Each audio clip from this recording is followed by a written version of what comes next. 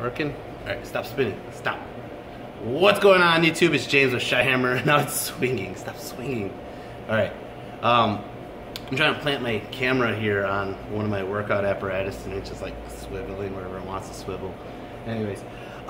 So I was talking, we're in this venting mood right now. Freaking Lord Tremendous put out a whole video venting about his frustrations with the T9A, and I just put out my frustrations. Not really my frustrations, but my take on what he was saying, as well as where do I think the game is right now.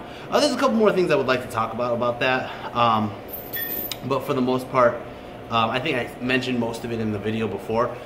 But I'm going to continue on while we're in this venting stage about what is wrong with the Orc and Goblin book currently, the T9A book currently with the Orc and Goblins. And this one's been bugging me for quite some time, is the Splatterers. The Splatterers are, for the Orc and Goblin book, just no flavor whatsoever. And I'll put it to you this way, okay? And I know people like to say, oh, well, why do you need flavor on that one, you know, blah, blah, blah. If you want to play somebody else's army, play something else and proxy your orcs. It's not about that. It's about playing your army and having fun with playing your army. And I understand that it didn't have much to begin with before the 9th Age, but that's part of the problem, because every single army, every single other army, every army that has a stone thrower, what are they called? I forgot what they're called in the I think they're just stone throwers. Anyways, catapults or anything of the sort, mortars or anything of the sort that is similar to a splatterer gets armor piercing, better strength, automatic panic checks, flaming attacks, armor piercing, if I said that already, lethal strikes. Whereas the Orc and Goblin book, we don't get shit. And I mean, we don't get shit. We don't get AP6 for toxic attacks. We don't get shit. All we get is an orc with a whip. Oh shit! I rolled the wrong thing, and I'm gonna re-roll it. No, that's not like even comparable. Not even comparable. All right. And I mean, I understand that Orcs and Goblins are a very heavy war machine army. I understand that. But when you can see somebody, and I hate to put my brother under the bus, but when you can see somebody bringing 3 Scratapults and it's justified versus somebody bringing 3 Splatterers, it tells you something, you know? And I understand that the Splatterers they're also multi-use. They get freaking, or not the Splatterers, what the hell are they called? The Scratapults. The Scratapults are multi-use. They have ability to be chariots as well as war machines. Whereas the orcs, we just have these war machines that sometimes hits. I mean, we have goblin ballistic skill. We don't have engineers that boost it. We do have a good amount of wounds. That's a positive on that. But I understand a lot of people are like, well, your flavor's in the Doom Divers. Well, the Doom Divers are, I'm sorry, Git launchers. Well, the Git launchers used to be AP6. They used to be, you know, where you freaking fling at a unit and you totally miss that unit, but you decide you're going to fly the other way and hit somebody else. Now it's just like, hey, let me see if I can roll a 5. Nope, I didn't do it this time. Let me try to roll a 5 this time. Nope, didn't happen this time. Let me try it one more time. Oh, got it. I got it. All right, now how many people do I hit? D3 plus 1. I hit 2 people. Okay, well, I'm winning you on 5s because I'm only strength 5, and you're some monster or something that's, you know, pretty hard to kill because you have a 3-up armor. Nope, didn't roll a 6, didn't roll a 5. That's basically what happens. It's basically what happens. And I know a lot of people who are like, you know, I'm probably being a little harsh on the war machine since Orc and Goblin is such a heavy heavy on war machine army. But let me ask you guys, when was the last time you beat a Bloodthirster list? Or a list with an Ancient Dragon? Or a list with a Zombie Dragon? When was the last time you as an Orc and Goblin player destroyed that one massive flying monster that's out there? And I'm going to tell you why those lists have become more popular. It's because catapults in a whole have been nerfed by strength. Alright, yes, they have clipped wings. Yes, they could hurt that opponent's monster a little bit more, alright, that flies around and kills your army. But because its strength is strength 7, and this is why you've seen less and less catapults all around, because there are monsters that are T6, T7, T8. There are ancient dragons. There are what are they called? There are zombie dragons. There's other shit going on there too. And the thing is, I mean, okay, yeah, you have a zombie dragon with a 4-up regen. Yeah, you could put your fire wizard back there and then try to bubble the flaming swords and try to get those flaming catapults in. We don't got +1 to hit large targets, which would make a lot of sense. You're freaking flinging a rock at this massive target. It should be easier to hit than a single guy running around in the field far away, 72 inches away or whatever that is, 60 inches away, and be like, I could nail him with a 5.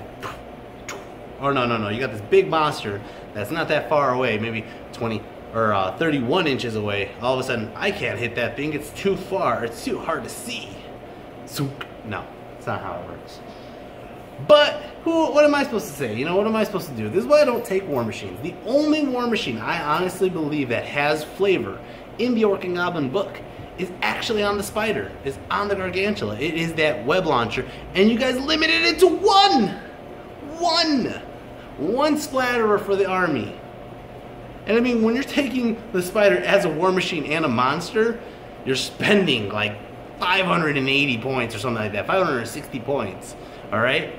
And you're still limiting it to 1 only per army? Why? Is DTs that dangerous?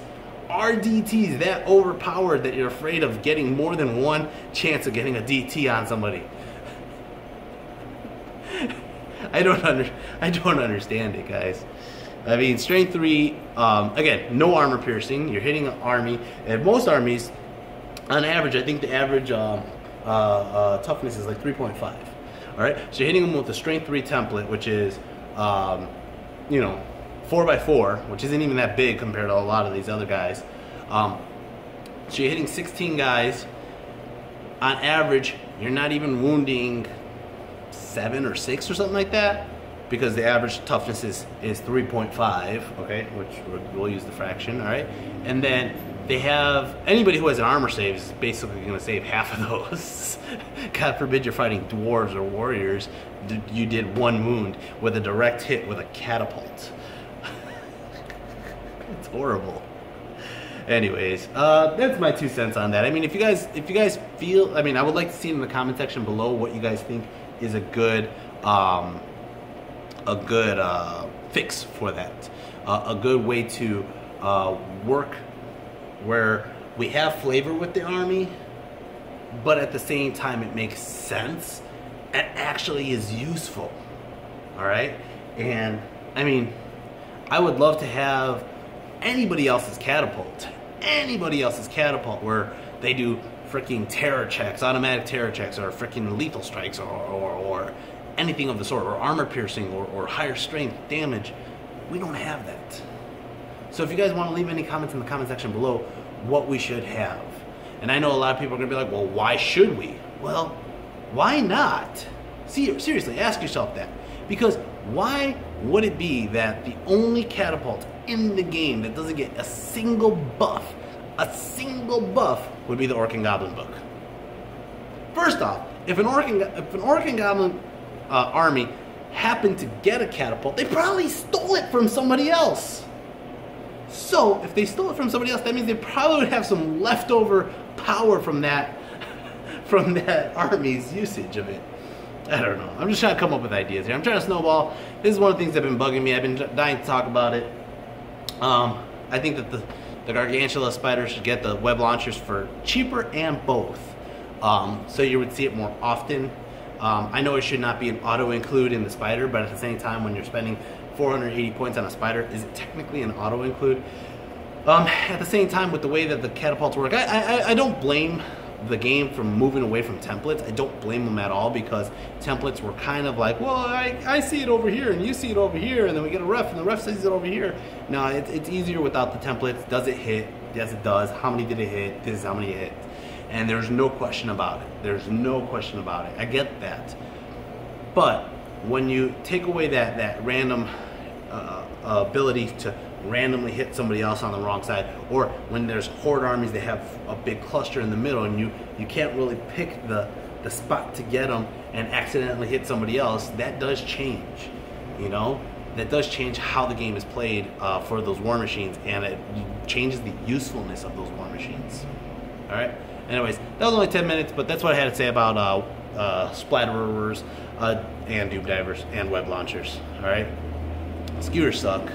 They do. They're freaking horrible in accuracy. You gotta put them in vulnerable positions to get good enough for close range, and then they don't really do shit. I played with 1 or 2 of them or 3 of them. I think 2 or 3 at Adepticon, and I think they racked up the lowest amount of points for my whole army. And I know what Len always tells me is, oh, it controls the table differently. It kind of does, but at the same time, I mean, you have to kind of max them out to get most usage out of it, and I just don't really care to max them out. And I haven't really met many people who do. So anyways, let's hear what your take is, guys, and I'm going to finish my workout. Peace.